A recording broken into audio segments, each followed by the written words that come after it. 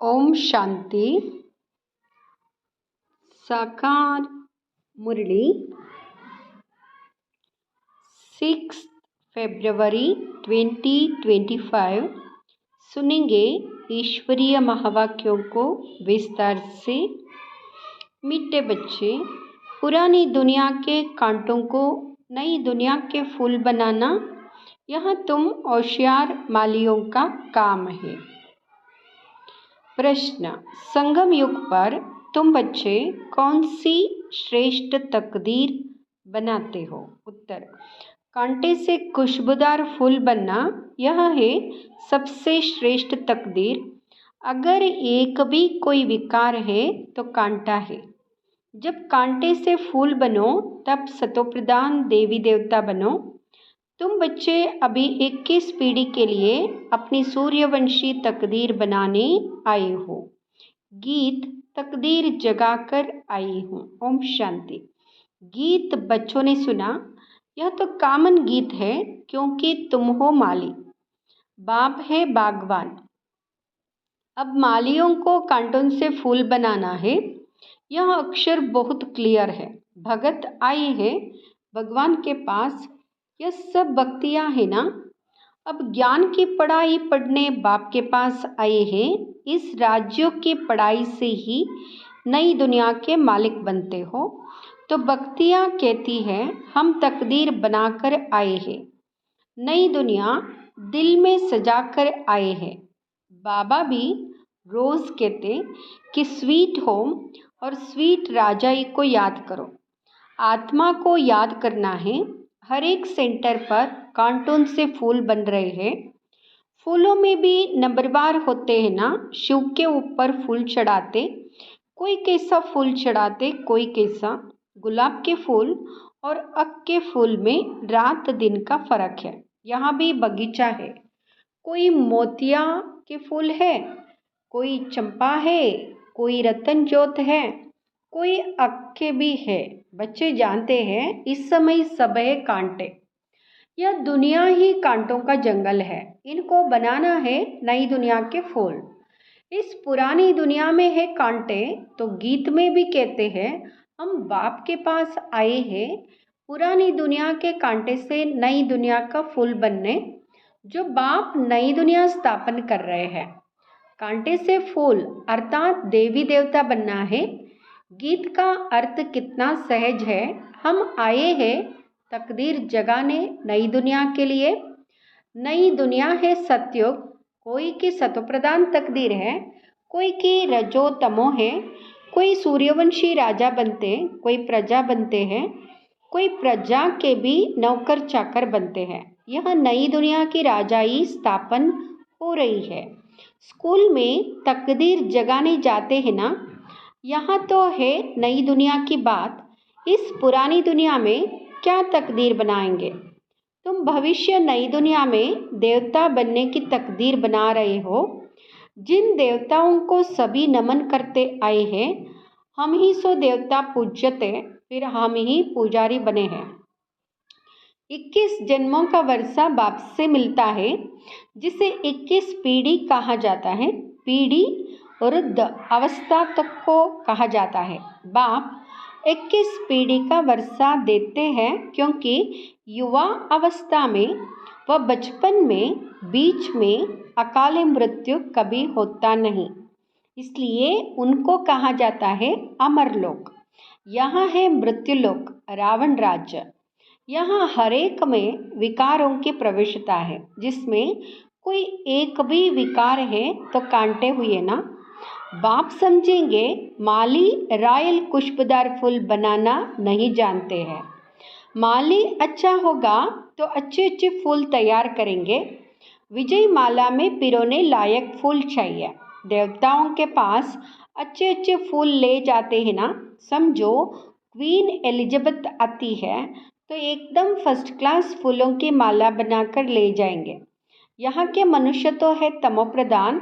शिव के मंदिर में भी जाते हैं, समझते हैं ये भगवान है। ब्रह्मा विष्णु शंकर को तो देवता कहते हैं, शिव को भगवान कहेंगे तो वहाँ ऊंचते ऊंचा हुआ ना।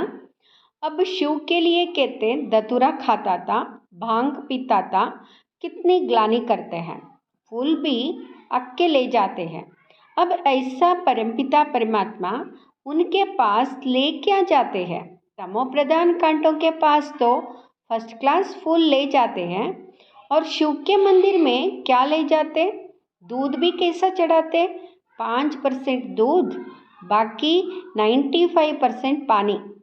भगवान के पास दूध कैसा चढ़ाना चाहिए जानते तो कुछ भी नहीं। अब तुम अच्छी रीति जानते हो, तुम्हारे में भी नंबरवार है। जो अच्छा जानते हैं उनको सेंटर का हेड बनाया जाता है। सब तो एक जैसे नहीं होते, बल पढ़ाई एक ही है। मनुष्य से देवता बनने की ही एम ऑब्जेक्ट है, परंतु टीचर तो नंबरवार है ना। विजय माला में आने का मुख्य आधार है पढ़ाई। पढ़ाई तो एक ही होती है, उसमें पास तो नंबरवार होते हैं ना। सारा मदार पढ़ाई पर है। कोई तो विजय माला के 8 दानों में आते, कोई 108 में, कोई 16,108 में सिजरा बनाते हैं ना। जैसे जाड़ भी सिजरा निकलता है, पहले पहले एक पत्ता, 2 पत्ते, फिर बढ़ते जाते हैं। यहाँ भी जाड़ है, बिरादरी होती है, जैसे कृपलानी बिरदारी आदि आदि। वह सब है हद की बिरादरियाँ, यहाँ है बेहद की बिरादरी। इनका पहले पहले कौन है? प्रजापिता ब्रह्मा, उनको कहेंगे ग्रेट ग्रेट ग्रैंडफादर। परंतु यहाँ किसको पता नहीं है, मनुष्य मात्र जरा भी नहीं जानते कि सृष्टि का रचयिता कौन है। बिल्कुल अहिल्या जैसे पत्थर बुद्धि है। ऐसे जब बन जाते हैं तभी बाप आते हैं, ऐसे बन जाते हैं तभी बाप आते हैं। तुम यहाँ आए हो अहिल्या बुद्धि से पारस बुद्धि बनने, तो नॉलेज भी धारण करनी चाहिए, बाप को पहचानना चाहिए और पढ़ाई का ख्याल करना चाहिए। समझो आज आए हैं, कल अचानक शरीर छूट जाता है, फिर क्या पद पा सकेंगे? नॉलेज तो कुछ भी उठाई नहीं, कुछ भी सीखे नहीं, तो क्या पद पाएंगे? दिन प्रतिदिन जो देरी से शरीर छोड़ते हैं उनको टाइम तो थोड़ा मिलता है, क्योंकि टाइम तो कम होता जाता है ना। उसमें जन्म ले क्या कर सकेंगे? हाँ, तुम्हारे से जो जाएंगे तो कोई अच्छे घर में जन्म लेंगे, संस्कार ले जाते हैं, तो वहाँ आत्मा जट जाग जाएगी, शिव बाबा को याद करने लगेगी। संस्कार ही नहीं पड़े हुए होंगे तो कुछ भी नहीं होगा। इसको बहुत मेहनता से समझना होता है। माली अच्छे अच्छे फूलों को ले आते हैं तो उनकी महिमा भी गाई जाती है। फूल बनाना तो माली का काम है ना। ऐसे बहुत बच्चे हैं जिनको बाप को याद करना आता ही नहीं है। तकदीर के ऊपर है ना, तकदीर में नहीं है तो कुछ भी समझते नहीं। तकदीरवान बच्चे तो बाप को यथार्थ रीति पहचान कर उन्हें पूरी रीति याद करेंगे। बाप के साथ साथ नई दुनिया को भी याद करते रहेंगे। गीत में भी कहते हैं ना, हम नई दुनिया के लिए, नई तकदीर बनाने के लिए आए हैं। 21 जन्म लिए बाप से राज्य भाग्य लेना है। इस नशे और खुशी में रहे तो ऐसे ऐसे गीत का अर्थ इशारे से समझ जाए। स्कूल में भी कोई की तकदीर में नहीं होता है तो फेल हो पड़ते हैं। यह तो बहुत बड़ा इम्तिहान है। भगवान खुद बैठ पढ़ाते हैं। यह नॉलेज सभी धर्म वालों के लिए है। बाप कहते हैं, अपने को आत्मा समझ मुझ बाप को याद करो। तुम जानते हो किसी भी देहधारी मनुष्य को भगवान कह नहीं सकते। ब्रह्मा विष्णु शंकर को भी भगवान नहीं कहेंगे, वह भी सूक्ष्मोतनवासी देवताएं हैं। यहाँ है मनुष्य, यहाँ देवताएं नहीं है। यहाँ है मनुष्य लोग। यह लक्ष्मी नारायण आदि दैवी गुण वाले मनुष्य है, जिसको डेटिज्म कहा जाता है। सतयुग में सभी देवी देवताएं सूक्ष्मोतन में है ही। ब्रह्मा विष्णु शंकर गाते भी है, ब्रह्मा देवताय नमः, विष्णु देवताय नमः, फिर कहेंगे शिव परमात्माय नमः। शिव को देवता नहीं कहेंगे और मनुष्य को फिर भगवान नहीं कह सकते। 3 फ्लोर है ना, हम हैं 3rd फ्लोर पर। सत्युग के जो दैवी गुण वाले मनुष्य हैं वही फिर आसुरी गुण वाले बन जाते हैं। माया का ग्रहण लगने से काले हो जाते हैं। जैसे चंद्रमा को भी ग्रहण लगता है ना, वहाँ है हद की बातें, यहाँ है बेहद की बात। बेहद का दिन और बेहद की रात है। गाते भी है ब्रह्मा का दिन और रात। तुमको अभी एक बाप से ही पढ़ना है, बाकी सब कुछ भूल जाना है। बाप द्वारा पढ़ने से तुम नई दुनिया के मालिक बनते हो। यह सच्ची सच्ची गीता पाठशाला है। पाठशाला में हमेशा नहीं रहते। मनुष्य समझते हैं भक्ति मार्ग भगवान से मिलने का मार्ग है। जितना बहुत भक्ति करेंगे तो भगवान राजी होगा और आकर फल देगा। यह सब बातें तुम ही अब समझते हो। भगवान एक है जो फल अभी दे रहे हैं।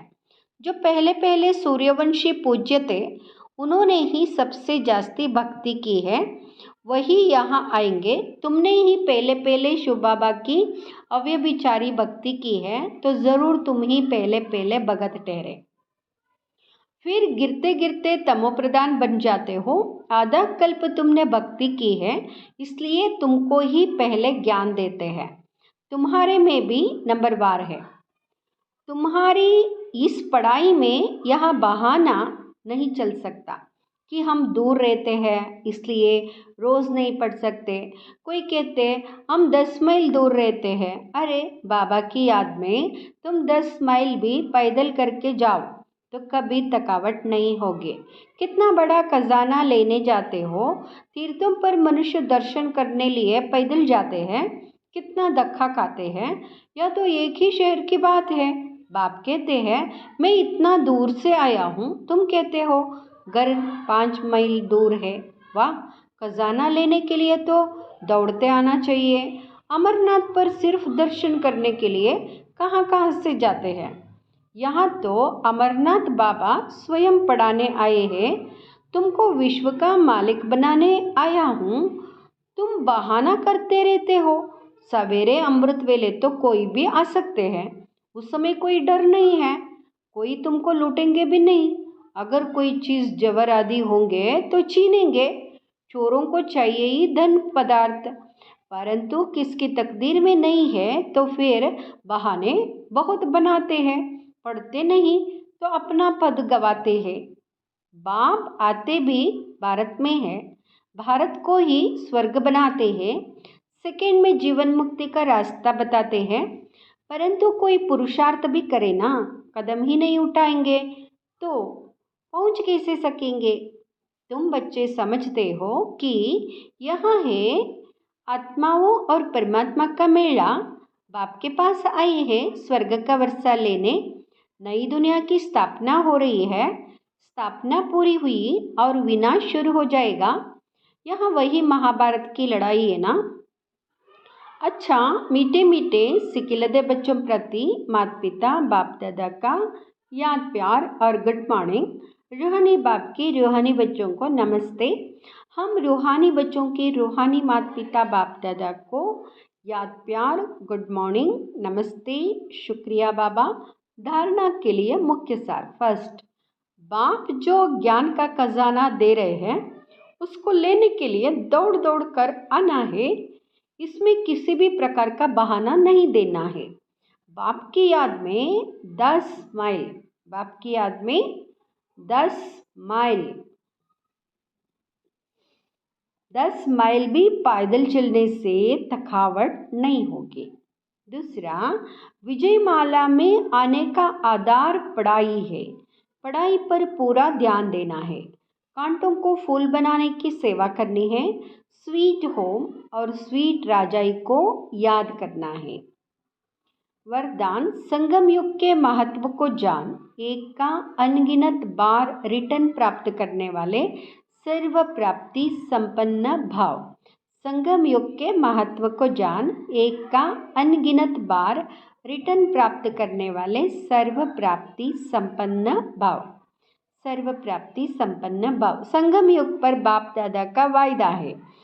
एक दो लाख लो।